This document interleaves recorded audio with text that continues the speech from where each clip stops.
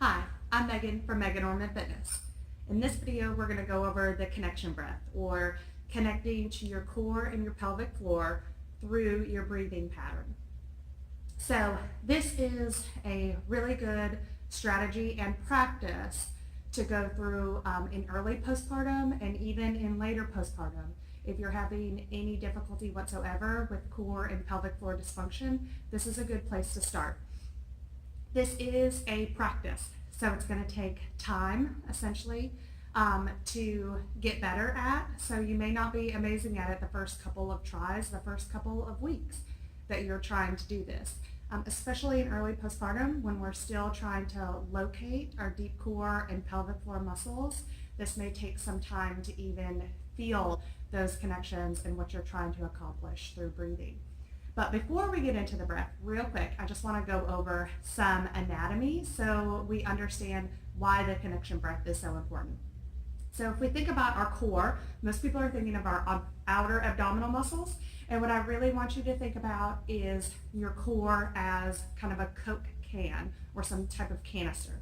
At the top is this diaphragm muscle. It's underneath your lungs, under your ribs right here. And as you take a nice deep inhale, it is supposed to actually drop down into your abdominal cavity, okay, to allow for that expansion of air in your lungs.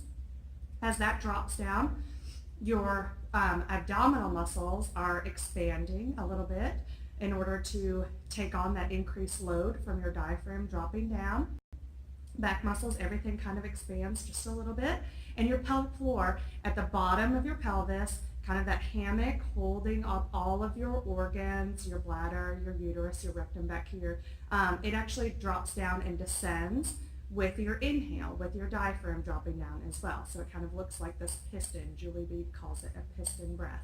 So your diaphragm drops down, your pelvic floor drops down, your abdominal cavity expands just a little bit to assist in taking on that increase of pressure that you're building from that nice deep inhale and your lungs expanding.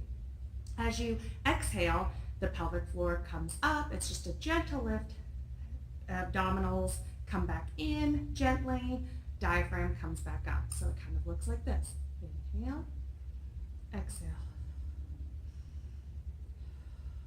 So what we're trying to do is get that nice deep inhale, that expansion of our ribs 360 degrees, so that we have that nice opening of our abdominals and that descension of our pelvic floor. So now that we know all that, let's drop down to the floor and we're going to practice it. So you're going to lie on your back, feet flat on the ground. I like to start with my hands around my rib cage so I can feel what my breath is doing in my rib cage.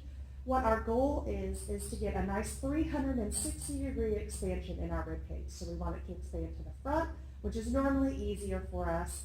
We want it to expand out to the sides and into the back, which is a little bit more difficult for us, especially if we're used to breathing up into our chest and not down into our rib cage.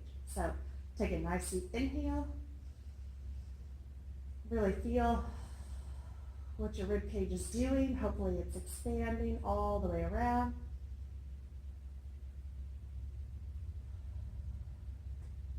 If you're having trouble getting that 360-degree expansion, you can think about the area that you want to send your breath into. See if that helps.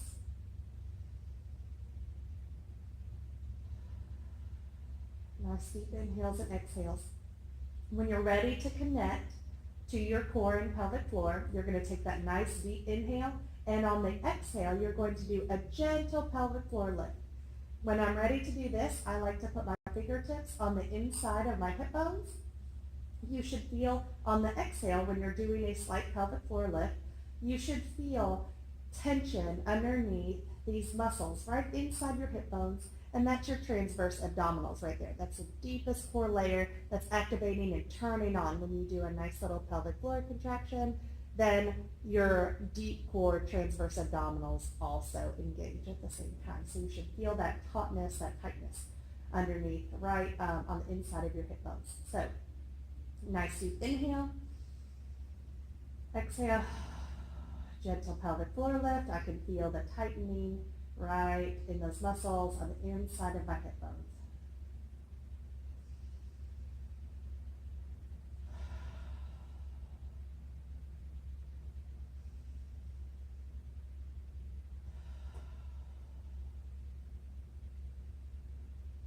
The Kegel pelvic floor contraction is also two parts. It's a squeeze and a lift, and there will be another video explaining a little bit more in detail about the Kegel. But if you are unsure if you are doing a pelvic floor contraction correct or not, a visit to a pelvic PT is definitely a great assistance and asset for you. Most women are unsure whether they're doing it correctly or not. So they are the ones that can feel and ensure that you are contracting that pelvic floor in a helpful way.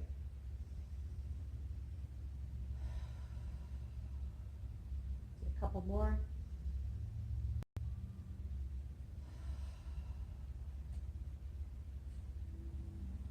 So as you're doing that connection breath, again, it'll probably take a few minutes of practice for you to warm up into a workout, or if you're early postpartum, just staying there and learning how to connect to those pelvic floor muscles and those transverse abdominals, that deep core.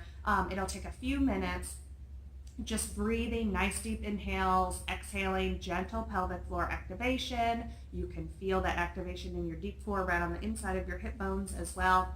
Again, this is a practice, and as my PT likes to say, this is a tool for you.